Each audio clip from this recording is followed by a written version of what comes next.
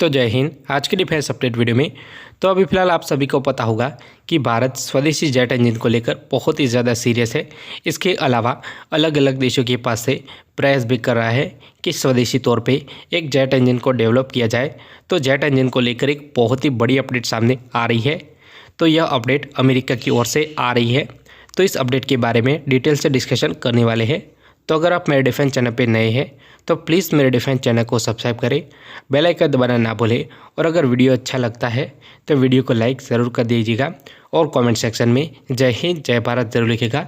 तो आज के डिफेंस अपडेट वीडियो को शुरू करते हैं। आपने पिछले कुछ सालों से देखा होगा कि अमेरिका लगातार प्रयास कर रहा है कि भारत का जो झुकाव है रशिया की ओर वो हटकर अमेरिका की ओर आ जाए। तो एशिया में भारत अमेरिका के लिए सबसे ज़्यादा इम्पोर्टेंट कंट्री है। इसके अलावा चाइना को रोकने के लिए भी भारत बहुत ही ज़्यादा इम्पोर्टेंट रोल प्ले करेगा। तो लगातार अमेरिका प्रयास कर रहा है कि भारत अमेरिका के मेड हथियार, इसके अलावा अमेरिकी टेक्नोलॉजी को एडप्ट करे। इसके अलावा जो भारत की डिपेंडेंसी है रशिया के ऊपर वह कम हो जाए। उसी के ही चलते अमेरिका अपने अलग अलग हथियार भारत को ऑफर भी करा है और कई सारे हथियार भारत ने खरीदे भी हैं। तो अभी फिलहाल भारत बहुत सारे ऐसे प्रोजेक्ट हैं उसके ऊपर लगातार काम कर रहा है, जिसमें से है Tejas mark 2 advance medium combat aircraft, इसके अलावा twin engine deck based fighter. तो यह तीनों ही फाइटर जेट में भारत को एक स्वदेशी इंजन की ज़रूरत है, क्योंकि डायरेक्टली किसी भी देश के पास से अगर इंजन लाके इंस्टॉल किया और फ्यूचर में आगे जाके उस देश के साथ रिलेशनशिप ख़राब होती है तो वह भारत के लिए बहुत ही बुरा साबित हो सकता है। तो इसके एग्जाम्पल पहले भी भारत के पास बहुत सारे हैं कि कैसे भारत को एक पावरफुल इंजन न मिलने की वजह से भारतीय फाइटर जेट को बहुत सारी समस्याओं का सामना करना पड़ा है, जिसका परफेक्ट एग्जाम्पल है HF-24 मारुत। तो भारत ने HF-24 मारुत के स्वरूप में एक बहुत ही तगड़ा फाइटर जेट बनाया था, पर एक पावरफुल इंजन न मिलने की वजह से इस फाइटर जेट को टाइम से पहले ही रिटायर कर दिया गया। तो अब बात कर लेते हैं मॉडर्न ज़माने की। तो अभी फ़िलहाल भारत की ओर से बहुत ही ज़्यादा प्रयास किए जा रहे हैं कि जो अपना कावेरी इंजन है उसको कुछ ना कुछ करके बना लिया जाए। पर जो कावेरी इंजन है उसका ड्राई वेरिएंट तो सक्सेसफुली बन गया है, पर उसके जो आफ्टर बर्नर सेक्शन है उसमें लगातार इशू सामने आ रहे हैं। तो इसी वजह से जो कावेरी इंजन प्रोजेक्ट है वह भी कंप्लीट नहीं हो पा रहा है। इसके अलावा भारत प्रयास कर रहा है कि दूसरे देश के पास से भी कुछ ना कुछ जुगाड़ करके इस कावेरी इंजन को बना लिया जाए, पर वह भी अब तक पॉसिबल नहीं हुआ है और DRDO लगातार कावेरी इंजन के ऊपर प्रयास कर रहा है।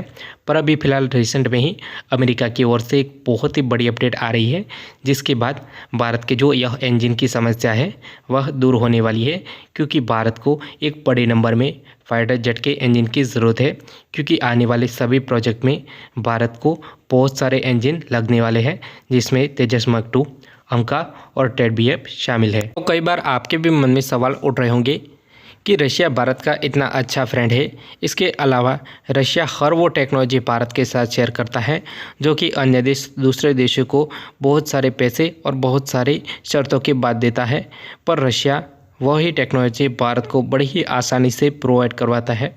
तो क्यों ना भारत और रशिया मिलके जॉइंटली एक दमदार इंजन को डेवलप करें।